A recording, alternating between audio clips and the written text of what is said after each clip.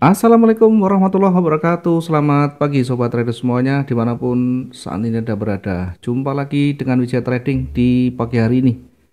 Hari Kamis 23 November 2023. Seperti biasa, sebelum kita memetakan untuk satu hari ke depan di XAU USD ini, kita akan mengevaluasi, melakukan koreksi nanti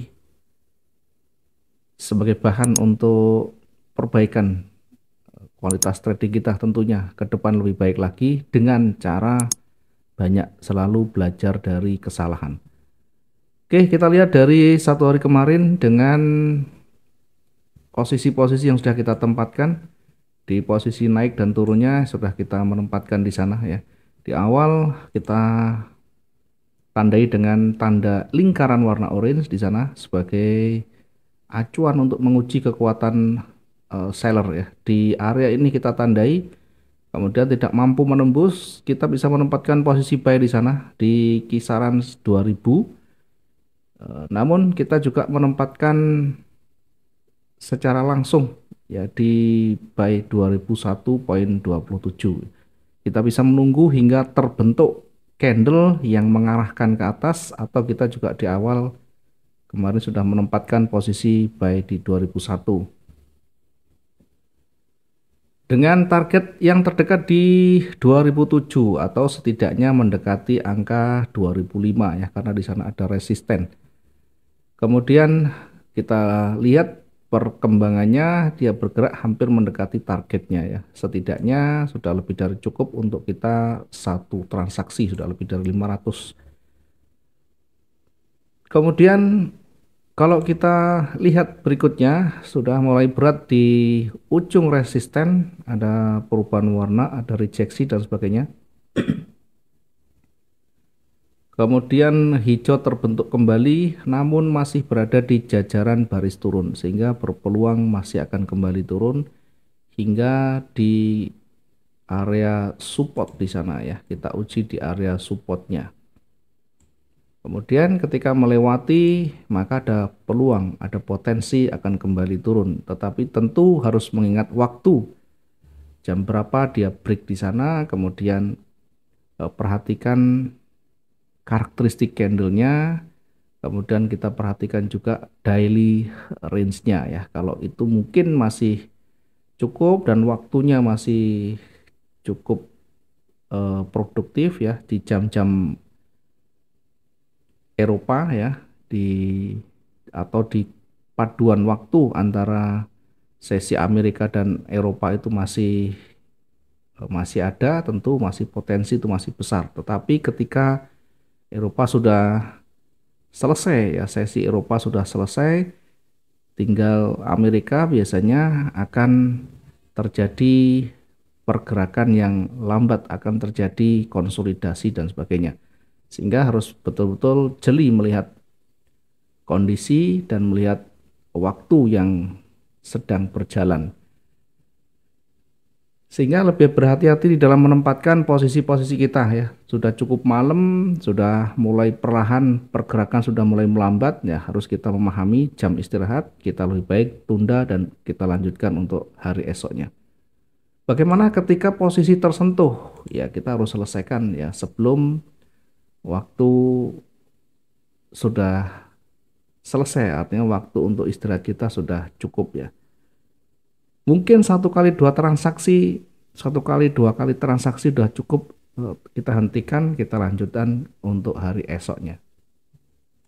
Kemudian kalau kita amati di target sell-nya ini juga hampir mendekati tapi belum tersentuh, sampai di sana sudah cukup malam, sehingga dalam hal ini ketika sudah cukup larut dan tidak cukup waktu untuk melanjutkan, silakan diselesaikan ya, karena kita memang menganut trading harian ya, bukan swing trading, sehingga satu hari kita pastikan harus selesai.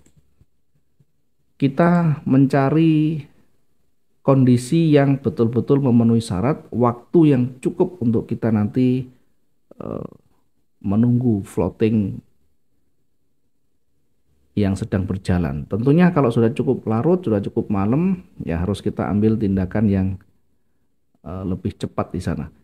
Kalau kita amati dari sisi supportnya tidak tersentuh, kemudian mulai berat dan waktunya sudah cukup larut, ya sudah dini hari, maka yang kita lakukan sekali lagi mengevaluasi dan melanjutkan di esok harinya. Kalau kita lihat juga di bawah, target tidak ada yang terpenuhi, bahkan tidak sampai menyentuh area jenuhnya. Dengan demikian daily range-nya lebih berkurang dari sebelumnya. Ya, dari sebelumnya yang cukup panjang akan berkurang. Maka hari ini berhati-hati, hari ini ada potensi yang lebih besar lagi untuk bergerak lebih lanjut. Kemana kira-kira? Kita akan lanjutkan untuk memetakan hari ini dengan pertama melihat time frame yang lebih besar dulu. Apakah ada petunjuk khusus di sana? Dari time frame daily, kalau kita lihat dari time frame daily, candle yang terakhir terbentuk adalah bearish ya, dengan rejeksi yang ada di sana. Kemudian kita amati, kita tarik sisi sebelah kiri. Kalau kita tarik sisi sebelah kiri, ada resisten yang menunggu di sana.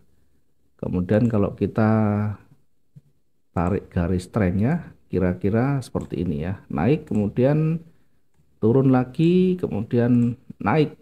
Nah, nanti kita akan uji di area resisten dulu, apakah akan mampu menembus atau sebaliknya. Karena satu hari kemarin sudah mulai terkonfirmasi turun meskipun belum kuat, maka besar kemungkinan hari ini akan kembali bergerak koreksi turun. Sampai berapa? Kira-kira akan mendekati area retracement-nya ya. Kira-kira akan mendekati area retracement-nya. Sehingga kalau kita ukur dengan menggunakan daily range, ada kemungkinan nanti akan sampai di harga 1965 kalau dia bergerak turun. Sebaliknya ketika dia memang berat ya di area 1981 ini, maka bisa jadi akan kembali bergerak naik dan break dari resistennya. Mengingat dari sisi kecenderungan lebih condong ke atas, dari sisi kecenderungan masih lebih kuat ke atas.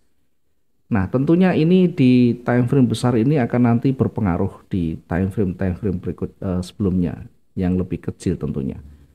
Kemudian kita coba untuk melihat di time frame di bawahnya, apakah ada petunjuk lebih lanjut ya. Di time frame yang lebih kecil lagi, kalau kita buat garis trennya, ya mungkin kita akan mendapatkan petunjuk yang lebih di sana. Oke, ini adalah satu struktur yang mengarah ke atas, kemudian kembali naik, kemudian ada koreksi lagi. Nah, dari sisi time frame H4 ini masih akan ada peluang bergerak naik lagi hingga nanti menembus di area resisten di 2007. Setelahnya akan kembali terkoreksi lagi ya. Ini dari time frame di bawahnya akan terkoreksi dan masih akan berpeluang lanjut lagi. Mana yang kita gunakan? Karena kita menggunakan trading harian, kita gunakan lebih time frame yang lebih rendah dengan nanti waktu yang lebih pendek tentunya. Berbeda dengan daily ya, time frame daily yang cukup lama. Ini tentunya kalau memetakan untuk swing sangat tepat ya. Tapi untuk sekilas membaca, melihat secara umum untuk kita jadikan sebagai pertimbangan juga tidak ada salahnya. Dari time frame H4 ada petunjuk, ada potensi akan bergerak naik. Nah, sekarang kita kembali ke time frame H1 ya untuk memetakan titiknya ya, biar lebih tepat karena pergerakan yang tidak terlalu lambat dan tidak terlalu cepat tentunya. Kita kembali akan menarik garis tren dulu ya. Kita akan menarik kalau kita tarik garis trennya kira-kira seperti ini, masih belum cukup untuk seller ini membalikkan tren yang ada, sehingga kita buat struktur dulu ya. Kita buat strukturnya dulu biar nanti kita bisa lebih mudah untuk menentukan probabilitasnya. Satu struktur sudah terbentuk, naik kemudian terhenti di area resisten di sana. Ya, terhenti di area resistennya, kemudian mulai bergerak turun. Kemudian ada koreksi naik yang tidak membentuk swing high yang baru. Kemudian ada break di level kecilnya, maka akan ada kemungkinan nanti naik lagi ya. Oke, saya coba kembalikan ke time frame yang kecil ya, di H1, sorry. Masih di H4 tadi ya. Ya, tinggal menggeser, meluruskan ya.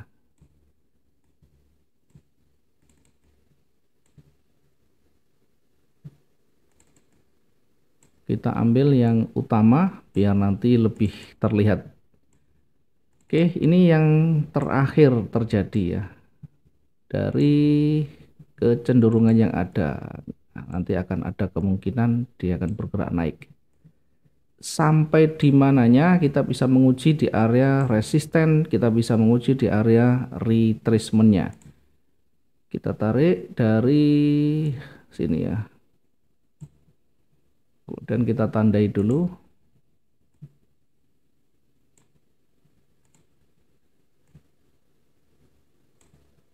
Setelah itu kita hapus dulu untuk area retracementnya biar tidak terlalu banyak mengganggu ya.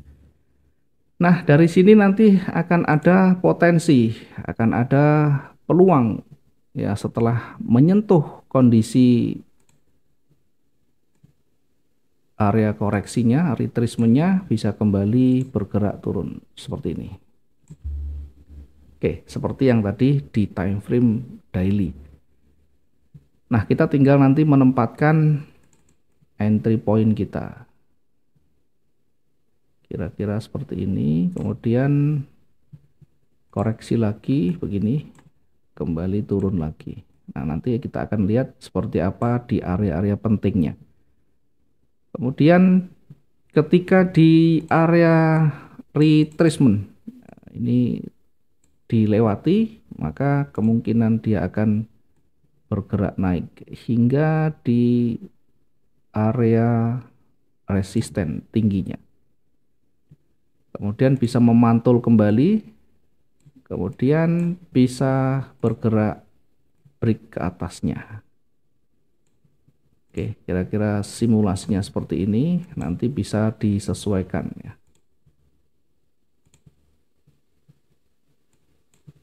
Setelah itu baru kembali naik.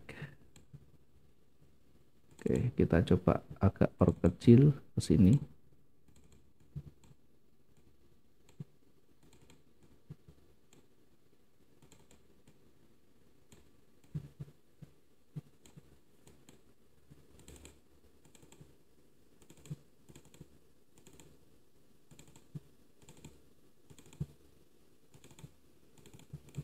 Kemudian untuk daily range-nya ya, daily range-nya kita akan gunakan di antara ya, karena ini cukup kemarin berkurang, kita akan gunakan di antaranya, tidak terlalu panjang, tidak terlalu pendek ya, sehingga ketika dia turun, bergerak turun, kita batasi maksimal di 1964. Ketika bergerak naik kita batasi di kira-kira 2015. Oke. Tinggal kita menempatkan entry point kita di posisi buy. Kita bisa menempatkan di agak di atas ya. Kita menempatkan di sana untuk buy-nya. Meskipun areanya cukup beresiko ya, tetapi kembali ke setup yang kita sudah akan buat nanti. Kalau misalnya tersentuh, maka yang kita lakukan adalah segera melakukan antisipasi ya, kita batasi, kita lakukan recovery dan sebagainya. Oke, karena ini berpotensi akan bergerak naik dulu, kita akan menempatkan yang juga tidak terlalu tinggi, tidak terlalu rendah, mengingat di sisi sebelah kiri juga ada resisten. Kemudian ini cukup berisiko memantul di area 94 dan 98. Kita ambil di bawahnya saja, agak lebih rendah di sana. Baik, kita tempatkan 1933. Baik, di 1933.39 ya, ini belum bergerak ya, nunggu 2 menit lagi baru akan bergerak di XAU hari ini.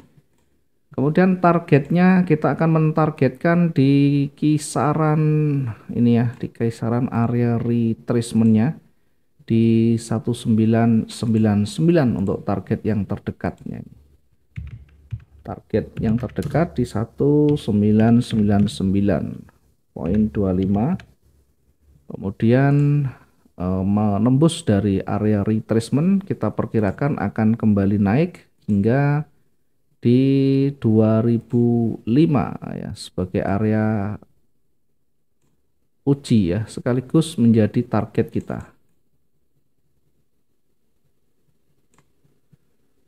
Kita targetkan yang berikutnya di 2005. Target yang kedua di 2005.90. Kemudian maksimum untuk area jenuhnya kita tempatkan di 2014. Ini untuk area jenuhnya. Di 2014 poin sekian ya. Nanti kita akan cek berikutnya. Sementara dari sisi bergerak ke bawah, kita menempatkan posisi sell ini sudah terbentuk untuk hari ini. Untuk bukaan candlenya sudah terbentuk ya.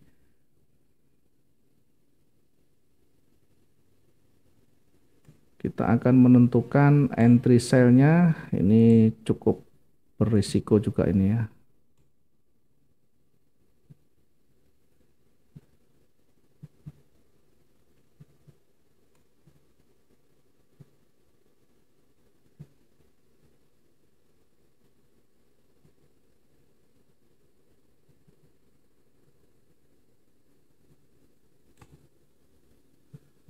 Oke, kita menempatkan sell-nya di sini.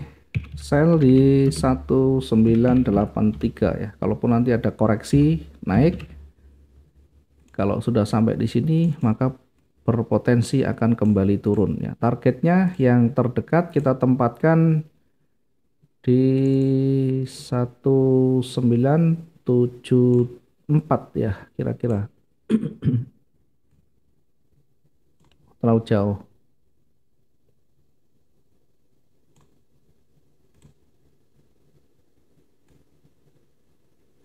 Oke, untuk target yang pertama.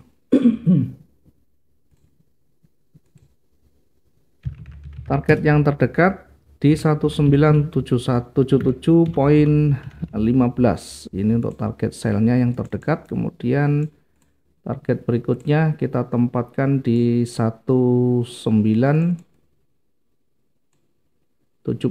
ya, lebih di dalam dari area supportnya.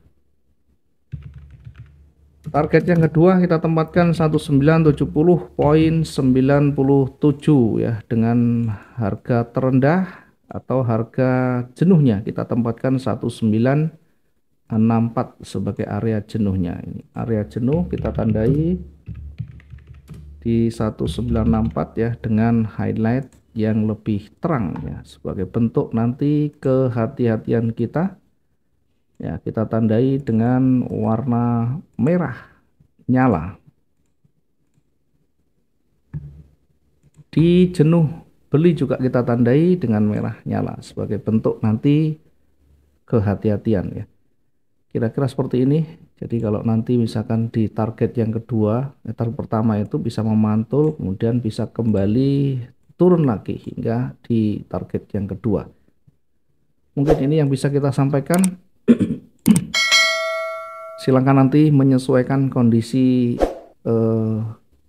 psikologi masing-masing.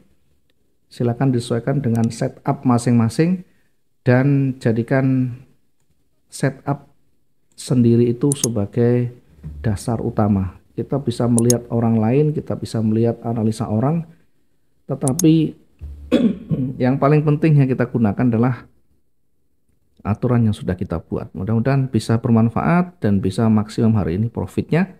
Ketemu di hari esok dengan profit-profit berikutnya. Selamat pagi. Assalamualaikum warahmatullahi wabarakatuh. Salam profit dua arah.